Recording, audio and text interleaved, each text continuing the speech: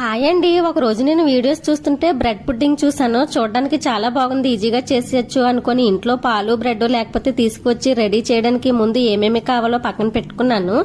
ఒక మిక్సీ గిన్నెలోనికి 2 గుడ్లు, 1 కప్పు పంచదార, 2 ఇలాచి, బ్రెడ్ స్లైసెస్ 6, కొంచెం పాలు వేసి మెత్తని పేస్ట్ చేశాను. ఇక్కడ వరకు బాగానే ఉన్నా తర్వాత చాలా కష్టం అనిపించింది. క్యారమెల్ రెడీ చేయడానికి పాన్ లో పంచదార వేసి కొంచెం వాటర్ వేశాను. క్యారమెల్ అయ్యే వరకు కలుపుతూనే ఉన్నాను, కానీ క్యారమెల్ అవ్వలేదు. పంచదార విడివిడిగా అయిపోయింది. ఇక్కడ నేను ఒక తప్పు చేశాను అని తర్వాత ఆలోచించాను. ఆ తప్పు ఏమిటో మీరు చెప్పగలరా? అయితే కామెంట్ చేయండి. పాన్ లో అవలేదని మరొక బాండీలో చేద్దామని చెప్పేసి బాండీ చేంజ్ చేసి క్యారమెల్ మళ్ళీ ట్రై చేశాను, కానీ ఈసారి కూడా రాలేదు.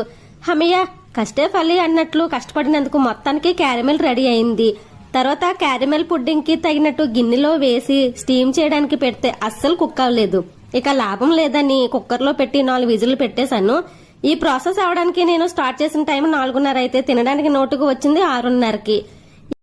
వీడియో నచ్చితే లైక్ చేయండి, షేర్ చేయండి, సబ్స్క్రైబ్ చేసుకోండి ప్లీజ్.